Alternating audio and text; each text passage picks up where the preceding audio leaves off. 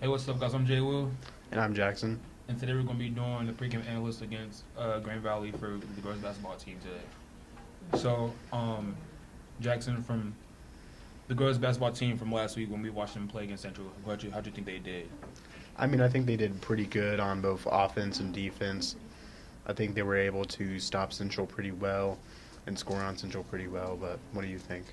I say they did have a lot of foul trouble against the Central team, which they can't have going up against a good team, which is Grand Valley.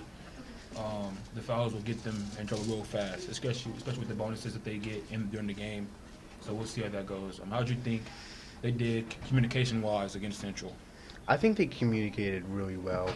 I mean, they were able to complete many plays and just rank up a lot of points. I mean, how do you think they communicated? They communicated pretty well. Going up against Central, Central they're still kind of a growing team. They had a lot of young players. But Grand Valley, they're not a joke. They have some guys, some girls that are ready to ball and put some points on the board quickly in the first quarter. Yeah, I think Grand Valley is definitely going to be a more tough match, and it'll definitely show what this N2SportsTonka girls basketball team can do, but I mean, what do you think? This is the first actual test that Coach Lewis will have in his first career as being a head coach. So we'll see how this definitely goes as his coaching and practices goes for these girls coming up for tonight's game.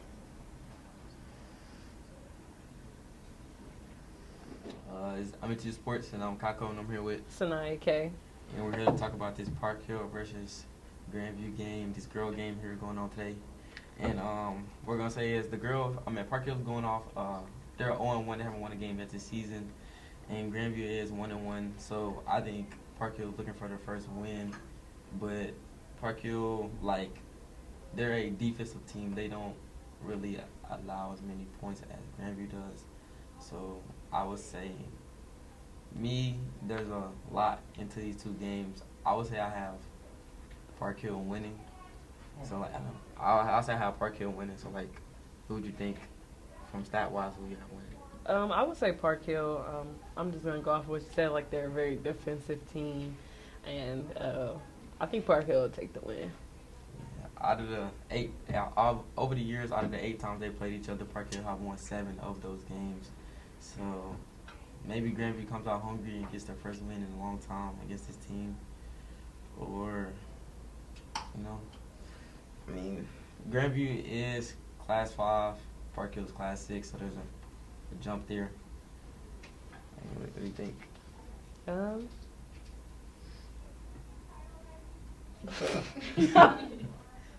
Roll, bro. It's the show. It's the show. Honestly, maybe Grandview might come out, like you said, come back out and be hungry this Yeah, like an upset.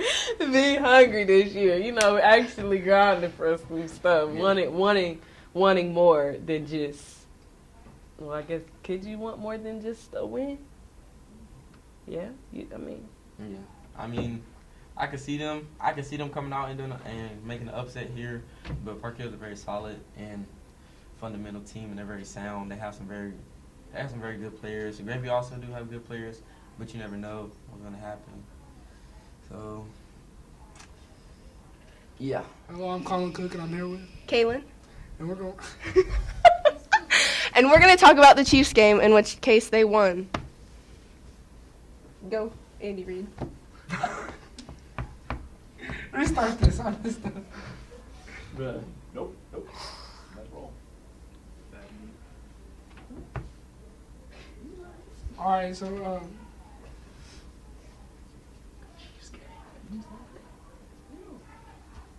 I know Travis Kelce did a couple touchdowns. That's really all I paid attention to. well, Patrick Mahomes didn't have to throw a pick. He could have ran it in for a touchdown, third quarter, fourth quarter, I believe it was. Throw a pick. Yeah.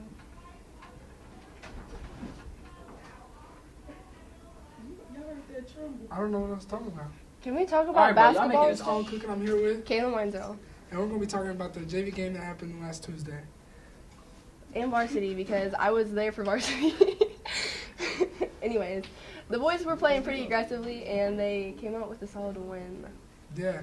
I know for the JV game, Darion, number 2, I'm pretty sure, he dropped like 30 points. He did really good. And he played on the varsity game. I know that. Yeah.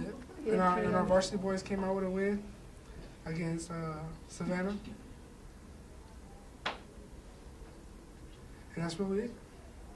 Well, no, they played a good game. They played good offense and defense. They put up a lot of threes, not gonna lie. Everyone was screaming for them. Yeah.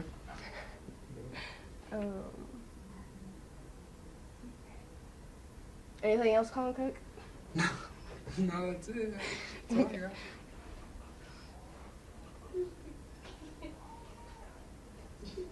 Too big. And I guess we'll give a shout out to Kai Coleman. He did decent. I wouldn't say he did all that. that is so mean. I wouldn't say he did all that. Dropped like 9 points. When he He got 18. no, Not that much on him, you know. They ran them too. Man, you got a round. We really looked at it. You got a round, bro. That was our first dub, you know. Doing pretty good. That was our first game. Really? First game, first dub. No. Undefeated. Shout out to student section. Shout out to student section because they were really loud. They got yelled at a couple of times, not gonna lie, but they were cheering on people. And you know, special shout out to our cheerleaders for out there cheerleading. They did pretty good. They were very, Probably very nobody cheering. fell. You got anything else? Number 10 from Savannah fell on his back. We were very concerned, but we're glad he's okay. There ain't no crybabies on basketball. Nope.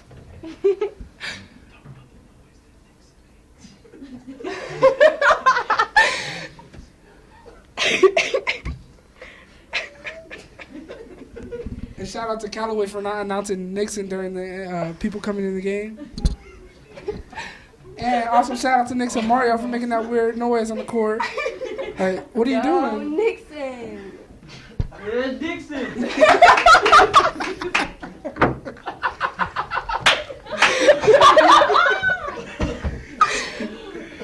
Talk about being talking true. Talk of pride right now. I smell over there. All right, that's all we got for you guys. See you later. Hi guys, it's Maddie, And it's Simone, and we are here with N2Sports. and I'm here to ask Maddie, one of our basketball managers of Winnetonka, how she is and what's her role as a manager. Perfect. Okay, just and then we can clip it. Go.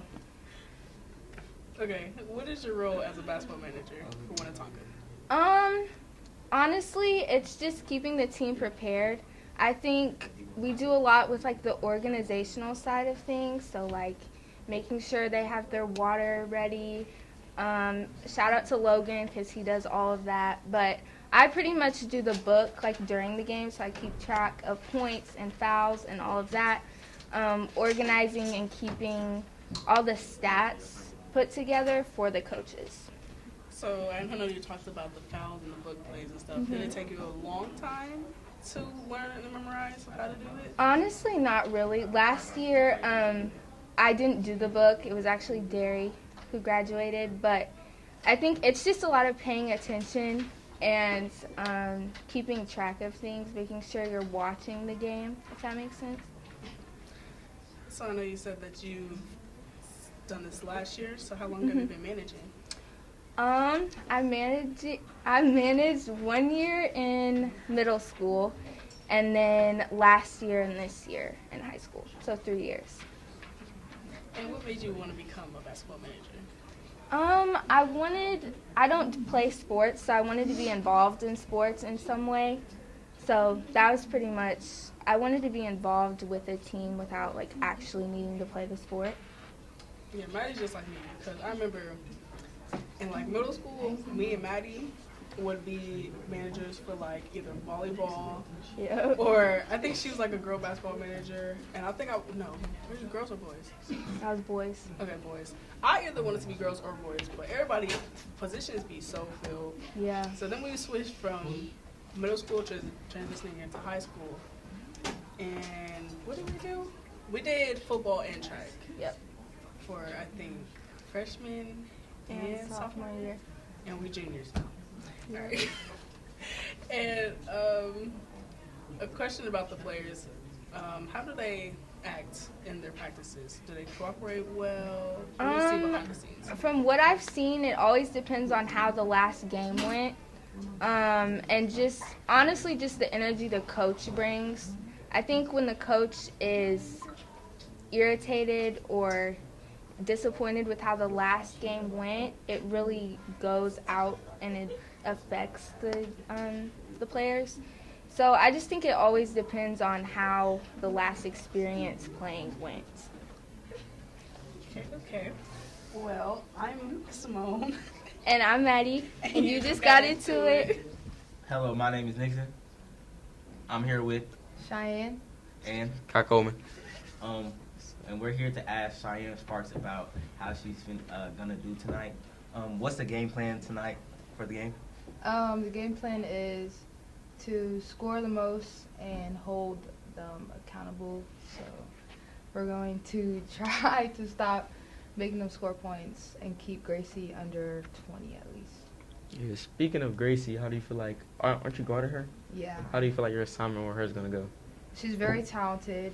She's committed to NU, so I'll have to be ready for a big game tonight. And yeah, so I'm just keep my mind to it. That's what I'm gonna do. This is a better team than last time y'all played. How do you feel about that?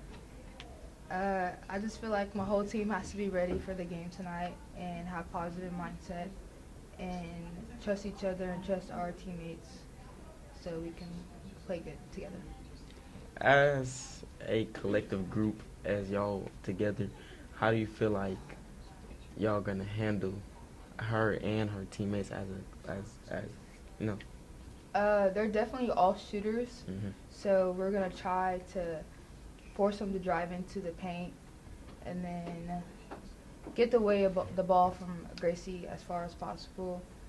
But besides that, that's about what we're going to do, is not make them shoot. Because if they shoot, they're going to green that all day. Yeah, high closeouts the whole game. Yeah. But best of luck to y'all. Thank you. Hope y'all get the win. And Thank you for coming out for this interview, and I you. hope you get the win tonight. I'm here with Kai Coleman and Cheyenne Sparks, and you just got into it.